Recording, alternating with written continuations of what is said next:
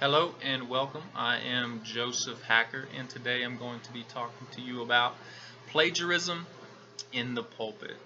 Is there a difference between academic and pulpit plagiarism? Now, first, I think we need to understand what is plagiarism.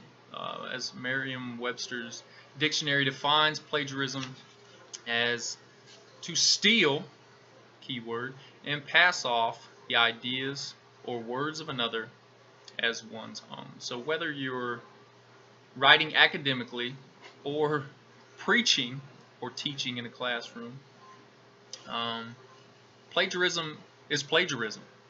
There's no difference really. Um, if you're stealing, you're stealing, and as God's people, we're not supposed to steal.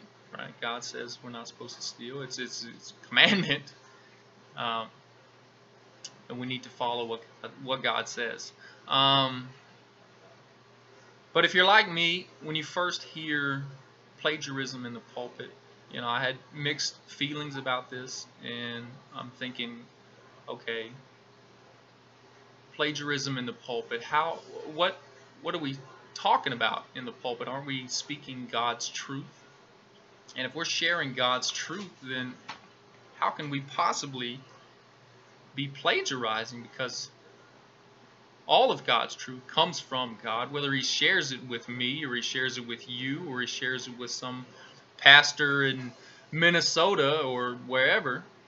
God's truth is his. So how can we as God's people claim ownership of something that he shares with us? And I look at John 17:17, where Jesus is praying before he gets arrested, and he's praying for his disciples. He says, sanctify them by the truth. Your word is truth. Talking to God. God's word is truth. And this coincides with what I was saying, that how can we claim ownership of truth when in fact all truth is God's truth? And we look, that would be like from 2 Chronicles 9:22, where King Solomon, it says that King Solomon was greater in riches and wisdom than all the other kings of the world. That would be like Solomon claiming that all of his wisdom was his own doing, that he studied and worked hard to achieve all that he had. No, in fact, he gives credit to God multiple times for the wisdom that has been given to him. So I think we just need to be cognizant of that. But we also need to realize that it is a law, and it's against the law to plagiarize. And we don't want to be on the negative receiving end of being caught up in plagiarism. With today's world and all the multimedia devices, and it's super easy to look up stuff, the last thing you want to have happen is to be presenting material in the pulpit or in a classroom, and someone realizes where you got that information, or maybe you try to change it up a little bit, or maybe it was a very distinct phrase, but they know where it came from, and they know that you are not the originator of that idea. So this is from an article from ChristianityToday.com by Jamie Buckingham, the summer of 1983, and the title is Pulpit Plagiarism. It's getting harder and harder to fool people all the time. And this is, he talks about the effects. He says, and I quote, incidentally, those folks will not call you a plagiarizer when they get in the car, and this is assuming that someone in your pulpit or in your congregation knows that you've plagiarized. It says, they will not call you a plagiarizer when they get in the car and drive home after church. They will call you a liar. And we don't want to be known as liars. Those people probably are not going to be coming back to your congregation, and they're not going to want to have anything to do with you if they think that you're intentionally stealing things that aren't yours. And I don't think that we as God's people would intentionally, at least I hope not, especially if you're preaching, would intentionally steal others' ideas. But we need to be cognizant of how to give credit where credit is due, as Israel mentioned in your post. We need to give credit where credit is due. So some ways to avoid plagiarism, and this is an article written by Jonathan Bailey, April 19th, 2012, called "Plagiarism and the Pulpit When Religion Meets Attribution." And this was taken from Plagiarism Today. I'll share these sources in the comments of the YouTube video, so that if you guys want to check on these articles, they're really good articles. But in this, he says, in 2000, Christianity Today offered a guide for footnoting sermons, encouraging pastors to attribute outside material if the audience was unlikely to know the source.